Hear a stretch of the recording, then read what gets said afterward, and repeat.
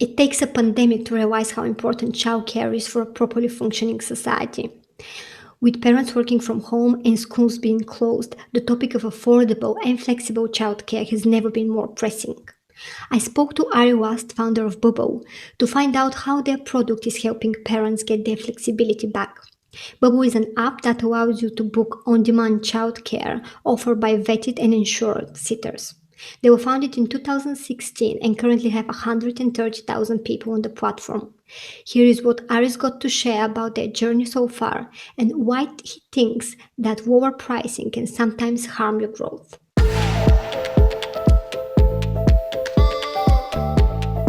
Welcome to The Product Show. 20-minute interviews with founders and product makers sharing how they hacked early growth.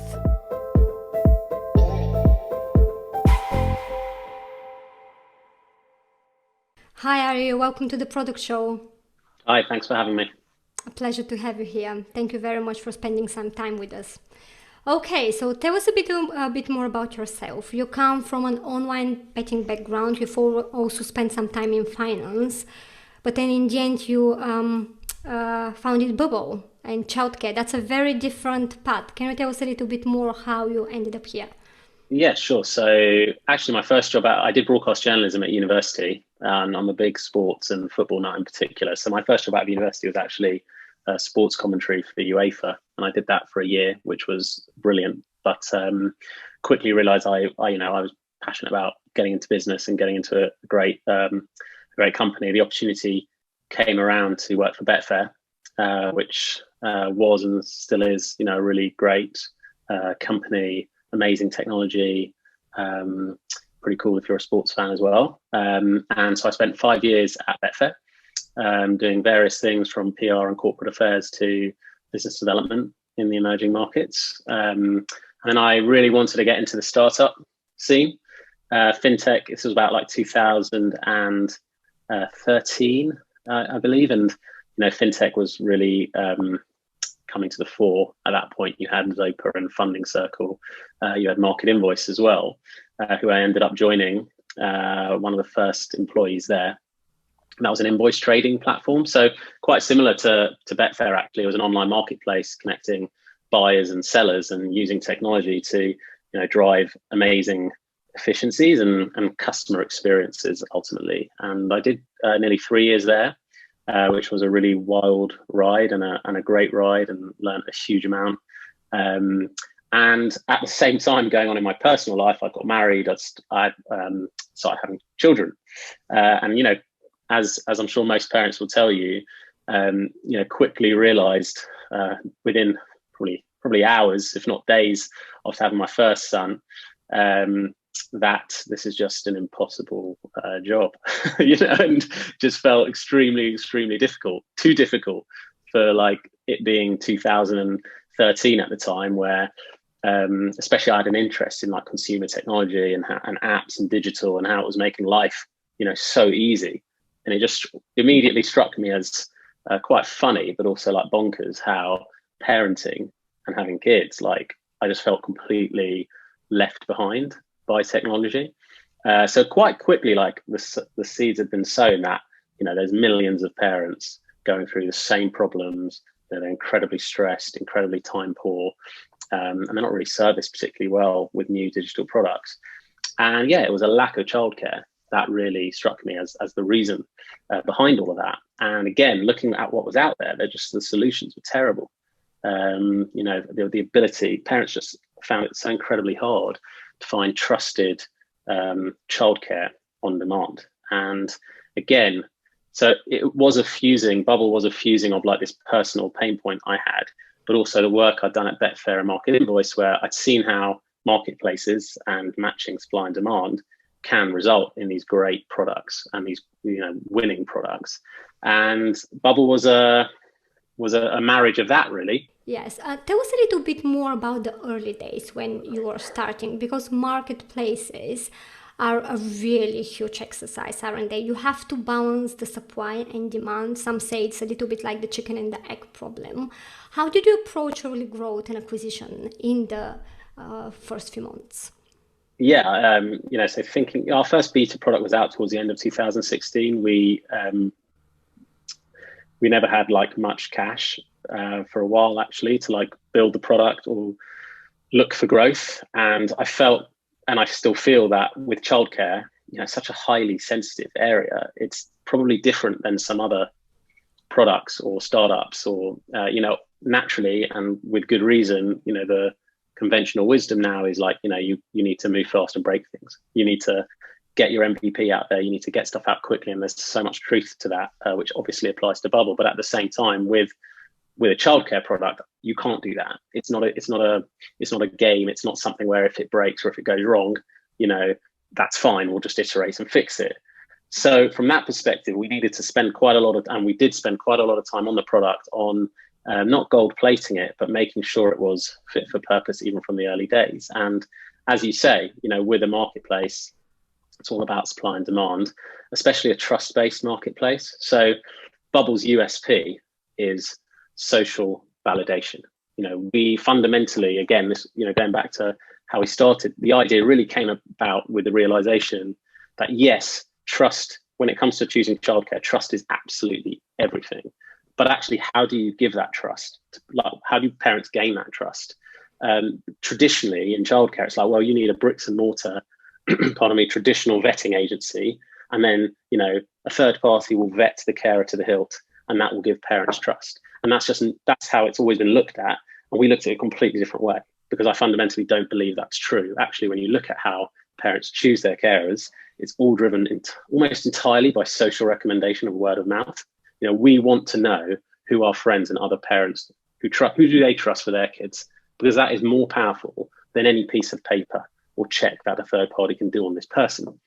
And so it's baked into our app. Our app sits on our technology is our social graph, effectively, which is trying to connect parents to trusted carers in their area via mutual contacts. But again, when you're starting up, that is that chicken and egg problem, because not only do you need to match demand with supply in terms of numbers, you need to, for the product to really come to life, you want parents going on the app, getting options of carers that their friends have actually used. And that's a massive benefit to the business, because this is a network effects a business. The more parents use it, the more their friends use it, the more powerful the product becomes. But it definitely poses like unique challenges around that marketplace dynamic. And especially for us, the other challenge for Bubble is no one's done this before. We're dealing with like the most sensitive subject, that a consumer faces. It's not been disrupted or no innovation, largely because like a lot of people probably don't want to go near it really, even though it's such an obvious problem, such a big problem. And also we were the first doing it.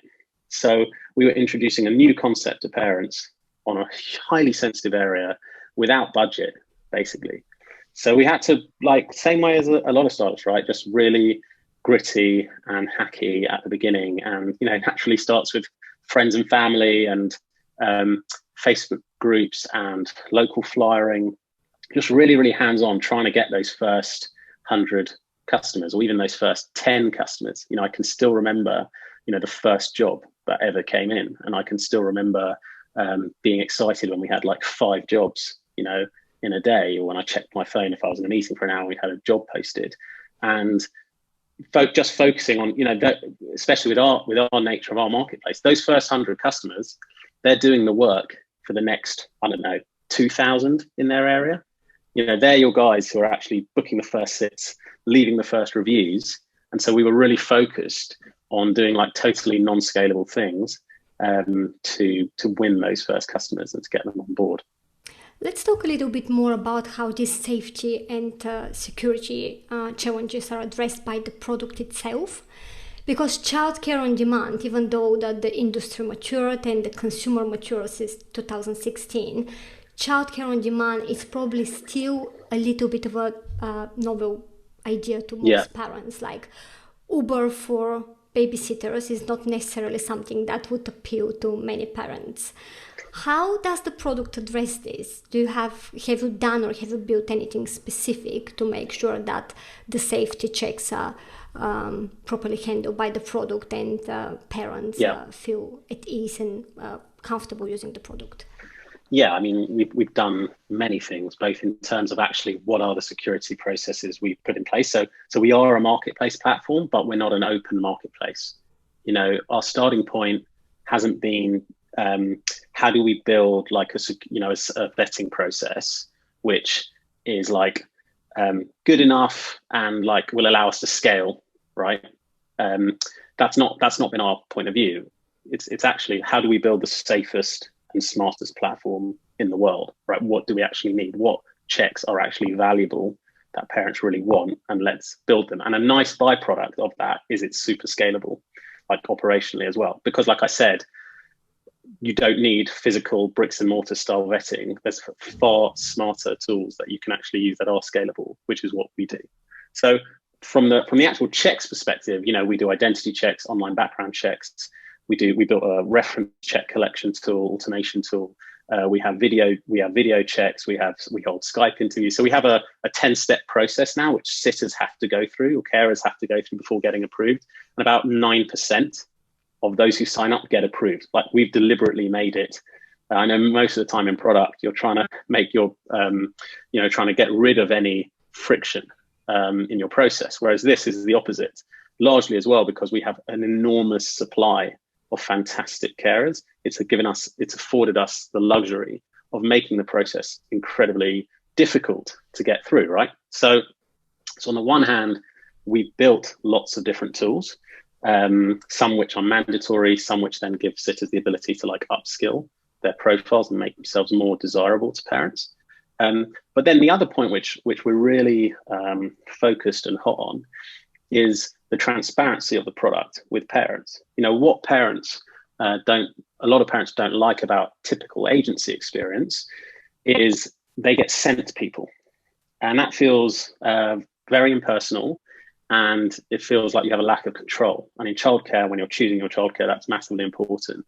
Whereas with Bubble, it's the opposite. What parents really love about the service is the app gives them complete control and flexibility and visibility over which carer they want to select. And so we built that into the product. And again, that poses challenges, because with an on-demand transactional product, you want to take as many steps out from request to confirmation of a shift or a job. Whereas we've had to build extra ones in, because it's critical for parents that they get that ability to discover the carers and choose them themselves. So we really tackled that by, yes, we do a number of checks to actually ensure quality at scale. But also it's about positioning of the product and making parents really aware that they have control.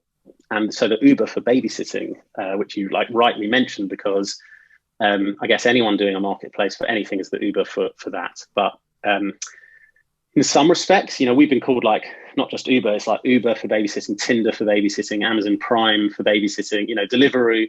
I think there was once a big Daily Telegraph article about us where they said, like, would you Deliveroo your babysitter? And it was a really positive article, ultimately, by the journalist who had a great experience with us. But those things don't help because, well, they help in some respects. Like, when we were first starting, it's the easiest way to, like, for people, rightly or wrongly, whether it's journalists or whoever, like, quickly to understand what you do. And you can't really fight against that to such a degree. There's lots of Trustpilot reviews of Bubble where parents are writing glowing reviews and they say Bubble's amazing. It's like the Uber for babysitters, right? So you can't stop it to some degree, but it's harmful because in childcare, like you rightly point out, the idea of tapping a button and someone showing up like an Uber driver or a delivery rider is really scary. It's anxiety inducing.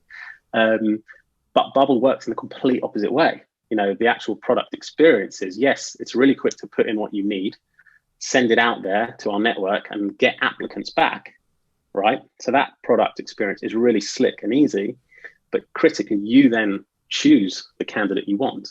And if you don't want a candidate, you don't choose anyone. And sometimes that's lost when I've done plenty of interviews of, once being given a really hard time on BBC London radio, like the drive time guy was totally in for us.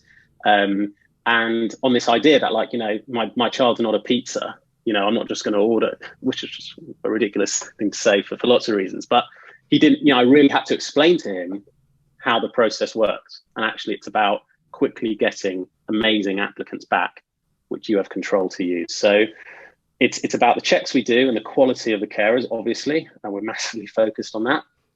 But it's about positioning to the parents. And what they love about Bubble is how the product gives them real control and transparency. Tell us a little bit more about the retention tactics you use to make people come back to the app. It's an incredibly fine balance, isn't it? You don't want to come across as too salesy. You're not a food delivery app, but at the same time, you have to nurture your growth graph. What do you do? What tactics do you use to make sure people come back other than relying on their needs and external circumstances? Yeah, look, I think there's two elements, I guess. I think to your question. One, if I understand it correctly, is there's always a leakage risk, right? With especially trust-based marketplaces where you're introducing people to a relationship where trust is important. There's always leakage risk that they go offline, and that affects many marketplaces. And then there's just the element of how do you keep front of mind, right? And you're right, like we hate being, and we're not too salesy because this is a emotional, sensitive subject. So on that latter point, ultimately we always just try and be authentic and empathetic. And we really see ourselves, and we're trying to build our brand as the champion, like a parent champions, especially at the moment, like working parents is a massive focus for us. And especially during the pandemic, that's thrown that problem up for us because as a business, obviously massively affected. So you're kind of racing all the time thinking, how do we switch this around? How do we drive demand where naturally some of it has been closed off to us? So you're tempted to kind of go very salesy, but our approach has just been how can we be helpful? How can we, because I think with parents and childcare, they need, trust is everything, and they'll only trust you if you strike them as authentic. And a lot of our customers and other observers of our business have written to us over the pandemic thinking, really complimenting our tone of voice and how we've kind of communicated with customers during that time, because it really has come from a place of, like, what can we do to help, rather than being overly pushy. So for us, we have a job to do of like actually educating users about childcare doesn't have to be this like rare thing where only when you're absolutely desperate or when you've got something big planned, right, go and do it. I think it feels like a luxury to a lot of people, and showcasing how it doesn't have to be is how we keep them coming back, and how we increase frequency, along with launching new products, new ways to actually book childcare, which has obviously especially been relevant during the pandemic. And on the leakage front, yeah, it's a difficult one. I think our business, it's slightly different because our whole product is about spontaneity and flexibility. Time sensitivity drives a lot of the demand. So as opposed to, I don't know, your regular cleaner who comes, every 10 a.m. every Tuesday forever until you don't need them anymore. This is different. A huge portion of our bookings are made with less than 48 hours, 24 hours notice. So even if you want to go offline, even if you want to use your sitter offline, often you can't, and there's more reasons to come back to the app. But actually, on the whole leakage point, I'm not going to lie and say we don't think about it and don't look at it. But genuinely, it's really been about how do we build a product that people want to use. Let's talk a little bit about the pandemic. You mentioned it a few times. Your business is one of the sectors. It's hard for me to put a finger on it and say, this was really hard for you, or this is actually helping your business. On one side, we have people reluctant to invite strangers to their house, but on the other side, schools are closed. We're all desperate for some help. Tell us a little bit more about how the dynamic for your business changed. Did you need to introduce any new offerings, and how has it impacted you? Yeah, it's funny. I was speaking to another startup in the childcare space, and we were laughing how it was frustrating. People kept coming up to us and saying, "Oh my God, you must be doing amazingly," because like you were saying, everyone needs childcare. So look, I think I'm not giving away any secrets by saying it's not been good for our business. Like it's definitely not the optimum conditions for growth. I mean, I think Bubble, when I was thinking about it, obviously so many sectors have been hit and so many businesses have been hit in a massive way. But there's something quite unique about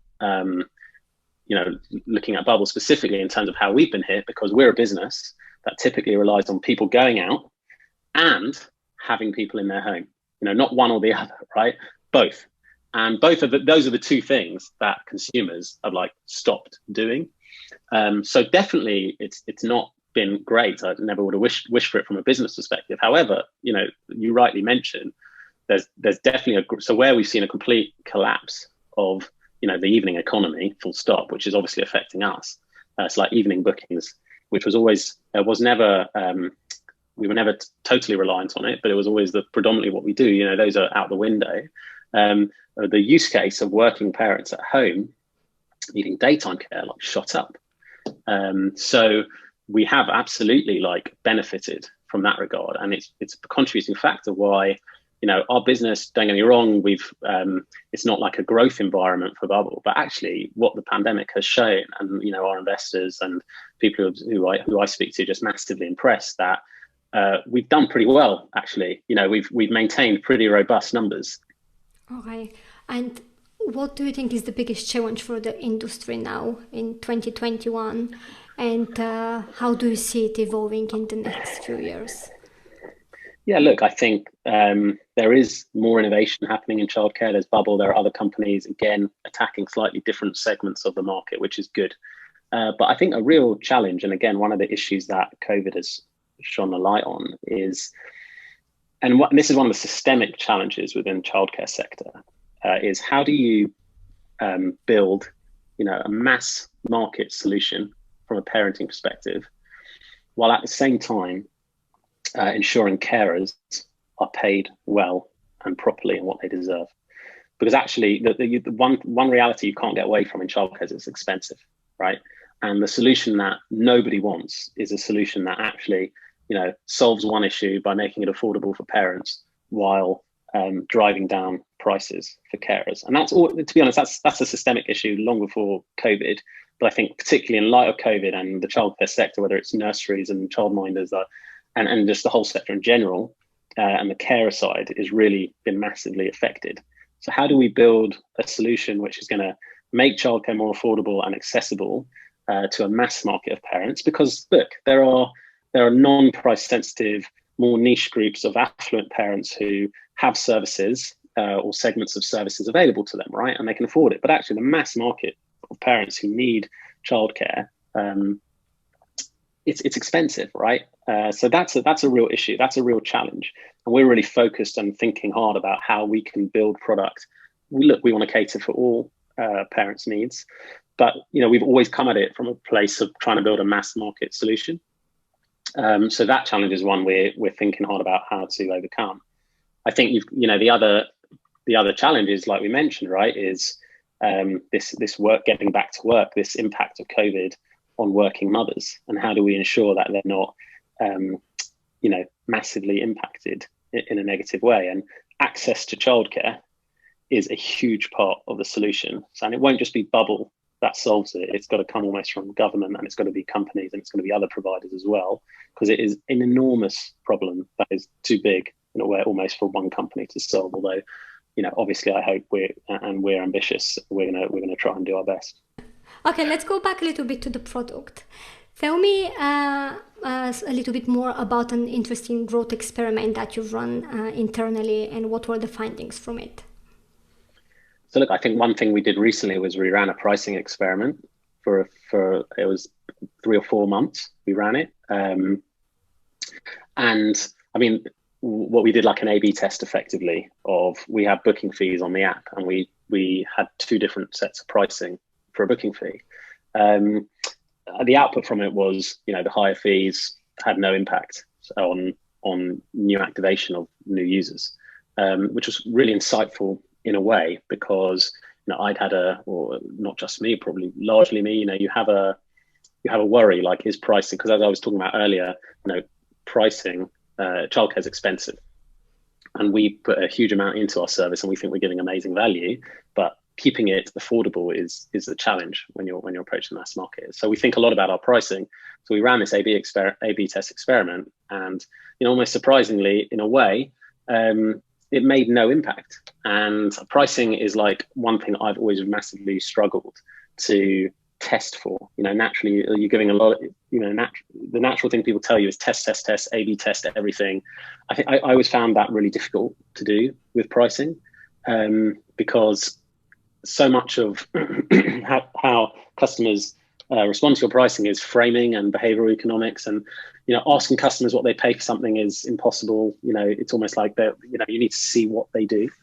So I think pricing testing is really hard, full stop. But actually running the experiment and seeing no impact really, it kind of, in a way, it proved out some of our hypothesis, which is like price with a product like ours isn't the determining factor. It's trust. We know parents need our service, and our price is only a fraction of the overall price that they're paying for childcare. And it proved that out for us, because naturally, instinctively, you can think, well, lower my pricing and I'll get more customers. And that's not actually true. Sometimes that has the opposite effect. If you want customers to value your service, in a way, you need to charge them. And as I was saying, framing is so important. If you charge a really low amount or you give it away for free, all of a sudden that benchmark is set and your customer believes your product's not worth anything. And then when you try and raise it later or try and explain to them why it is, it's a really hard battle to win. So that was something we did recently, which was really interesting for us. Brilliant. And before I let you go, Ari, can you tell me, have you discovered the aha moment for Bubble? Have you done tests on this side? Yeah, I think, look, the wow moment for Bubble is when a parent opens the door for the first time to that sitter, their first booking on the app.